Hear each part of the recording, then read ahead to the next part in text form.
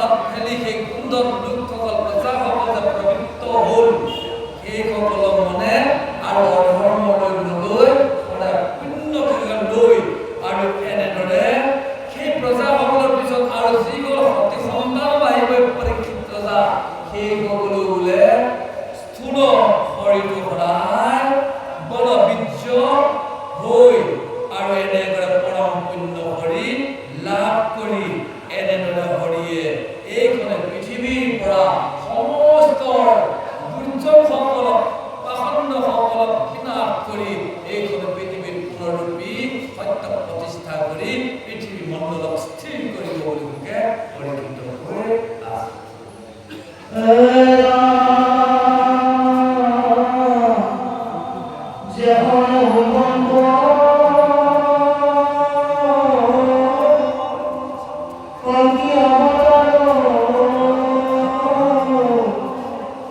আপনি পাখি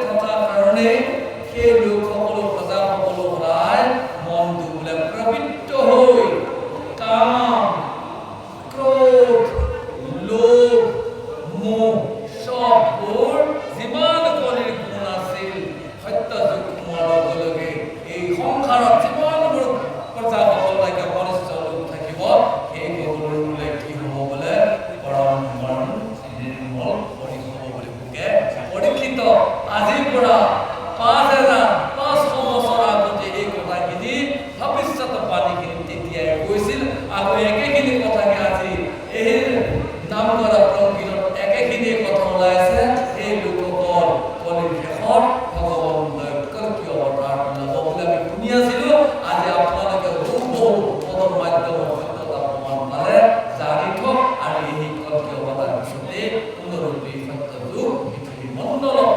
চিঠি হওয়া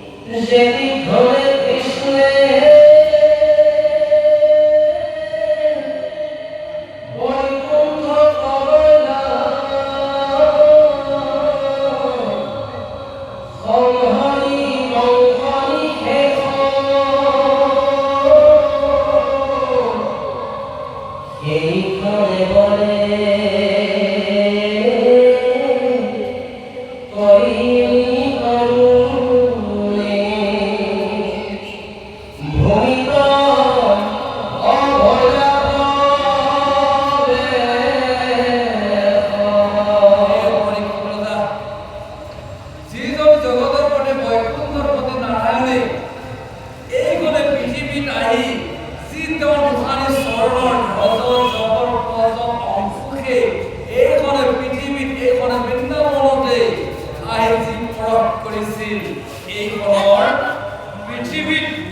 কাৰুৱে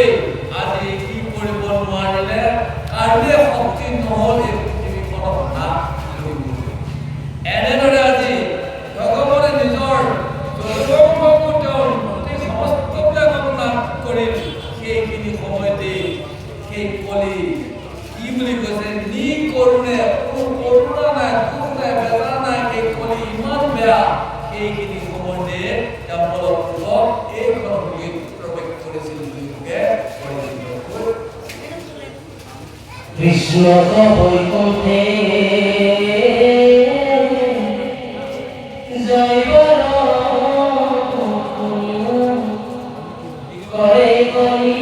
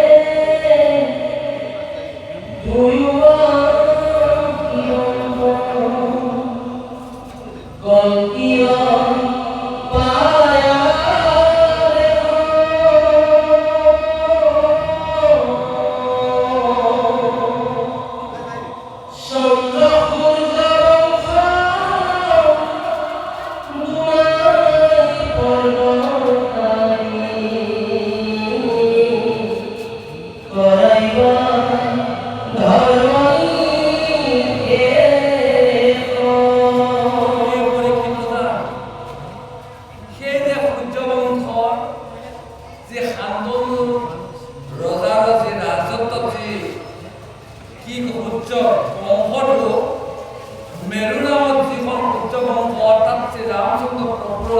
শিক্ষাসমূহ বংশ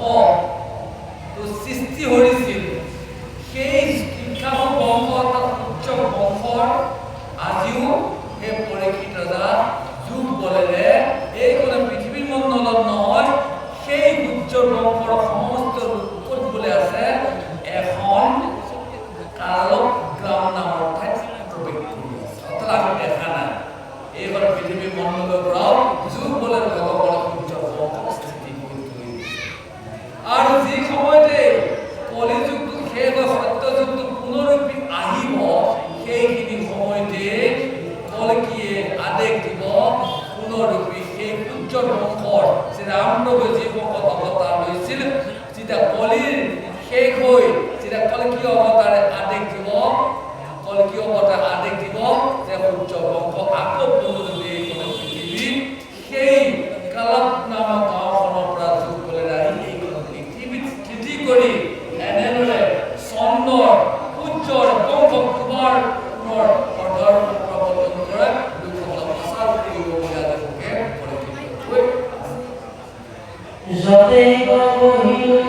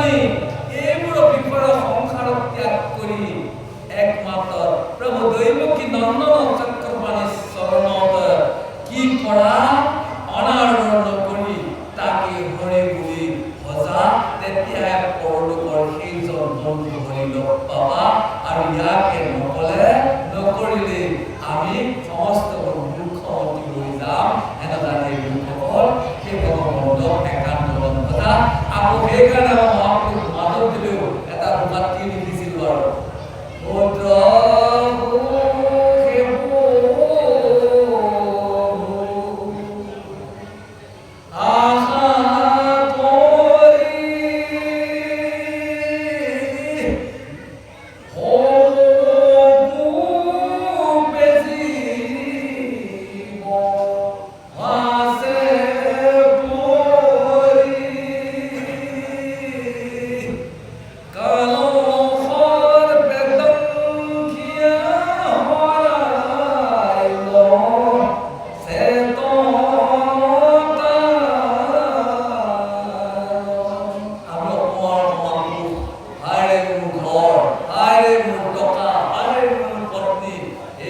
থাকোঁতে এইজন যে ভগৱান পাহৰি গ'লো আমাক এটা কাল কয় আমাৰ সন্মুখতে গিলি আছিল মূৰৰ ওপৰতে গিলি আছিল নে সোঁহাতে আছিল বাওঁহাতে আছিল পিছত পিনে আছিল নে ভৰি তলত শিলতে আছে আমি ক'বগে নাপাওঁ সেইকাৰণে মাধৱদেৱে তৃতীয় ভাগে পদত কৈছিল ক'ত আশ্ৰয় লোৱা কেইজনৰ ওচৰত আশ্ৰয় ল'লে সেইজনে আমি আমাৰ কৃপা কৰিব কিবা তলৰ পদ ভাগি মহাপুৰুষ মাধৱদেৱে ভগৱানৰ এনেদৰে বৰ্ণন কৰিছিল কি বুলি মই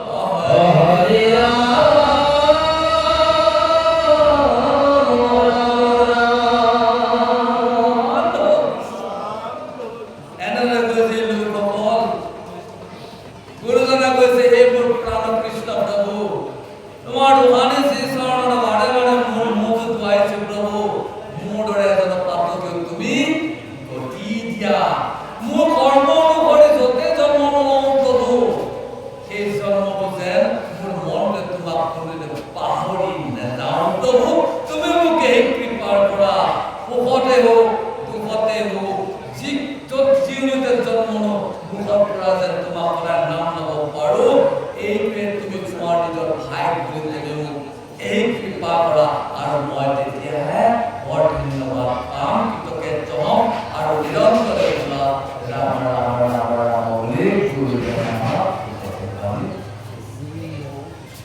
যুদ্ধৰ কথন পদ ও ৰাম কুকন ভগতি আমি হৰি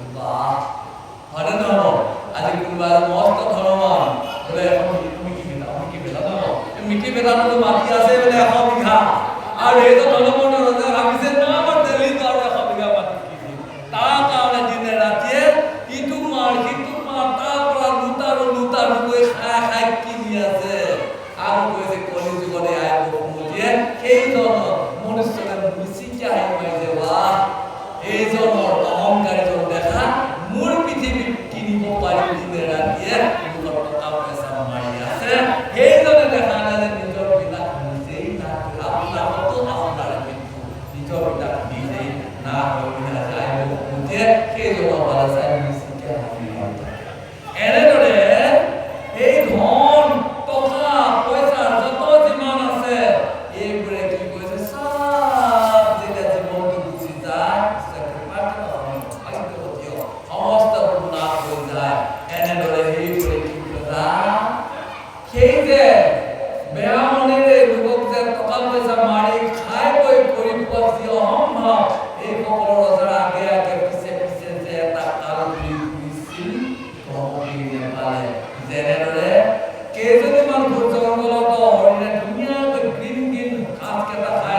কৰিলে ওপৰত গছ এডালতে কি এটা হৰিণ বাঘে থাকি সেই তাৰ পৰা 25 ফুট জঁপিয়াই সেই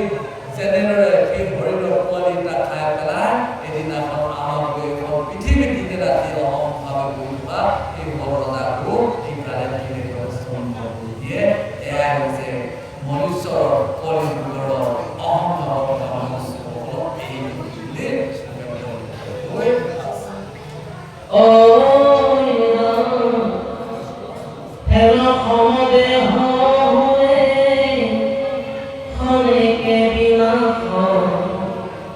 ইহাতে গৰিবে লোকে ক্ষুদ্ৰিহ বিশ্বাস মুখ জিলৈ শৰীৰ সুখ কয় বেদ হৈ আশায় শুনা সজায় ৰাতি দিনে চিন্তে ৰাজা সৰ্বদূৰা কেন মতে মনমস্তে পৃথিৱী উৰহায় অৰবিষয় সমস্ত ভৰিলে নপাৱে যত্ন প্ৰথমে জীৱে স্বয়ং ইন্দ্ৰিয় বৰ্গত কহিলে পক্ষবাসী জানো সৰহে বৰ্তমাত্ৰজাত আছে গজবাজি প্ৰজাবৎস কৰি লক্ষে লক্ষ্য যিনি বেপাসত আশয় অভিপ্ৰহ এই দেহটোৰ ভিতৰত যিমান ঘূৰে আমাৰ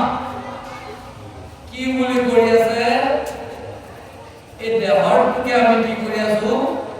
ছটা ঋতুৰে আমাক আৱৰি আছে কাৰণে এই দেহৰ অপকৰ্ম কৰি দিনাখন বিনাশ আৰু লোকসকলে এই ছটা ঋতুকে লোভ মোহ কাম ক্ৰোধ আৰু মদ মাৎসৰ্যকে আজি এজন মনুষ্যই নিজৰ হৃদয়খনক স্থিৰ কৰি লৈ তাকে বিশ্বাস কৰি লৈ কেনেদৰে মোৰ শৰীৰটো ভাল হ'ব নহ'লেও ক'ত টকা পইচা পাই এই গাড়ী মাটি পাই ল'ব পাৰিম এইবোৰকে আশাকে সদায় আশা কৰি কৰি এদিন নিজৰ আয়ুটো পেটে নাশ কৰে আৰু এনেদৰে আজি সেই কলিযুগৰ মহামাৰ ৰজাসকলে দুৰাচাসকলে আজি দিনে ৰাতি সেইবোৰকে চিন্তন কৰি এইখন পৃথিৱীৰ মূৰে ঘৰ মূৰে বাংলা এইবোৰকে কৈ আজি এই বিষয় সম্পদ সভাকে লৈ আজি গৌৰৱ কৰি চৰকাৰ সেইবাৰে কি দাদা পোনপ্ৰথমে আমাৰ মানৱ দেহৰ যিখন ছজাহানৰ ভিতৰত অন্তঃকৰণত সোমাই থকা সেই মনৰ লগত যি ছটা ঘোঁৰা এটা হৈছে লোভ এটা হৈছে মোহ এটা হৈছে কাম এটা হৈছে ক্ৰোধ এটা হৈছে মান অভিমান এইকেইটা ছটা ঋতু প্ৰথমতে কণ্ট্ৰল কৰি জিকি লোৱা তেতিয়াহে বাকী দেহৰ ভিতৰত থকা সমস্ত ইন্দ্ৰিয় বশ্য কৰিব পাৰিবা এনেদৰে এইসকলে লোকে কি কৰে সদায় গজবাজি হৈ চাৰিওফালে প্ৰৱেশ কৰে বাৰু যাওঁ এই গুৰুসকল এয়াই মাতৃসকল আমিও আসনৰ পৰা বিৰতিৰ লগতে আমি তেওঁলোকলৈ গুচি যামগৈ আহিছিলোঁ যিটো কাৰ্যবোৰ আছে আপোনালোকৰ সমস্ত পদধূলি পাই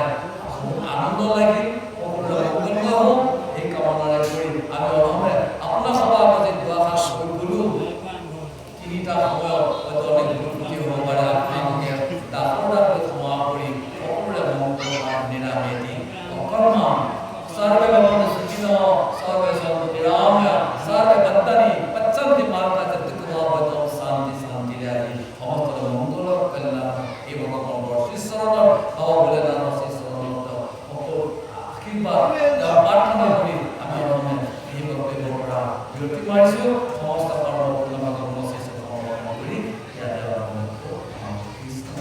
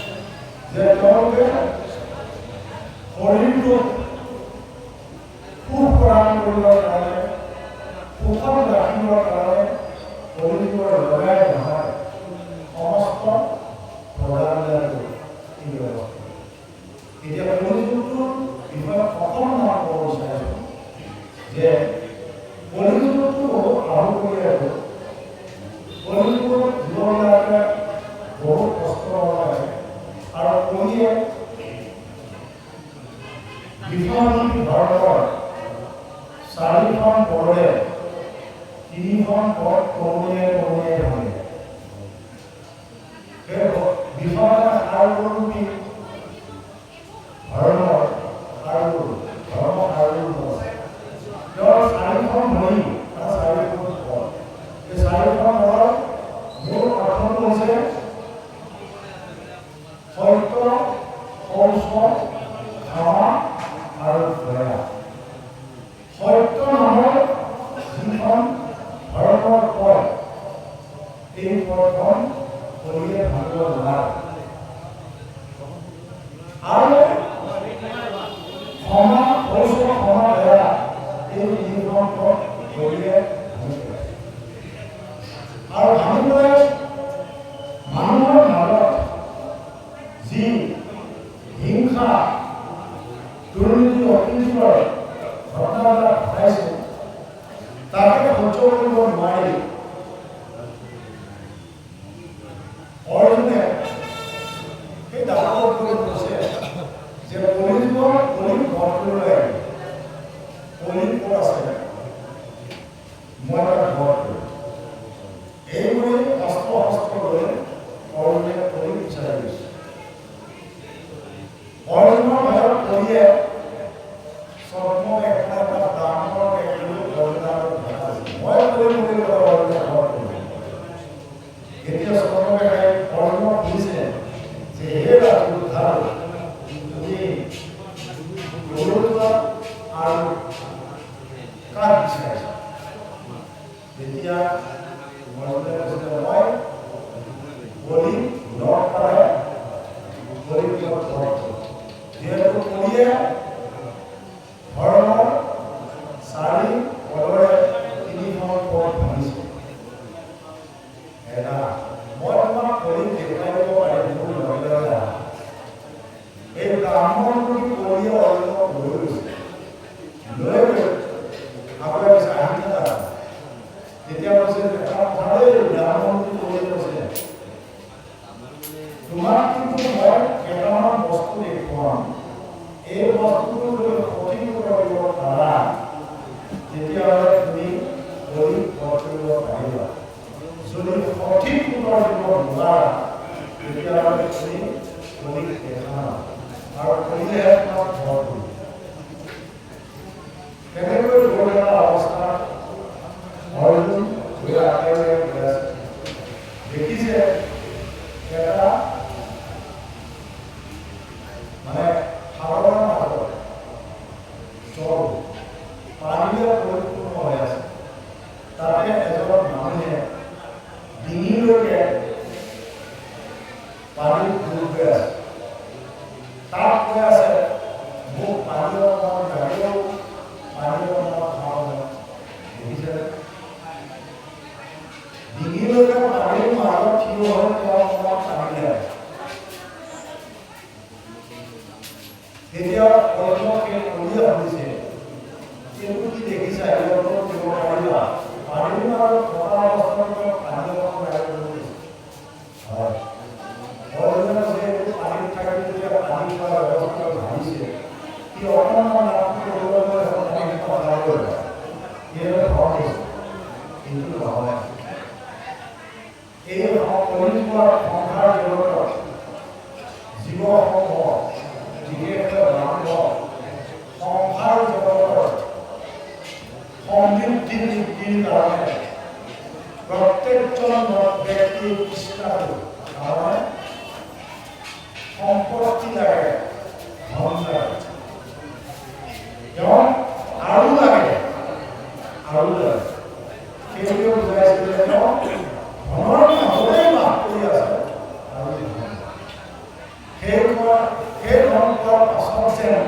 তেওঁক আৰু ধন লাগে আৰু ধন লাগিব আমিহে কৰিছোঁ তোমাৰ উত্তৰটো হোৱা নাই সেই স্বৰ্গহী ব্ৰাহ্মণৰ জীৱন আৰু অকণমান আগুৱাই গৈ দেখুৱালে যে এটা মস্ত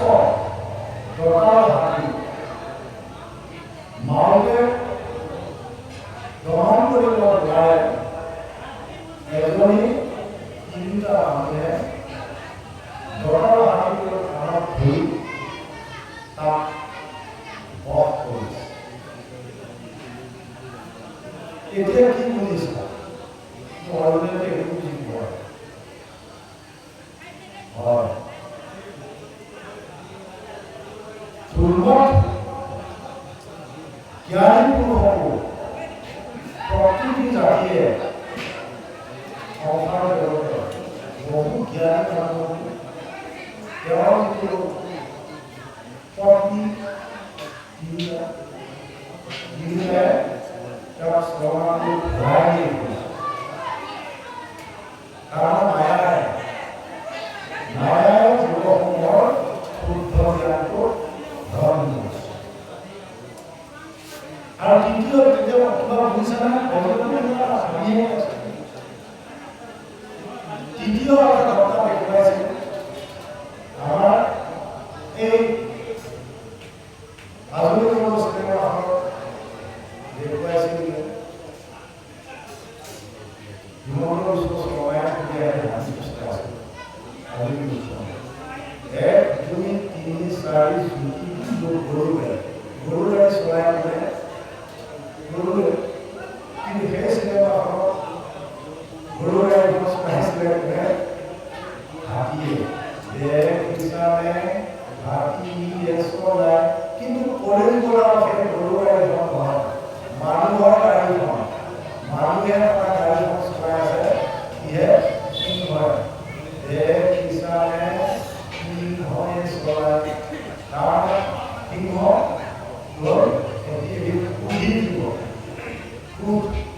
হিংসাৰ এই কৰিব চাৰ সেই সময়ত নিজৰ এই মানৱ ৰূপী দেহটো লগ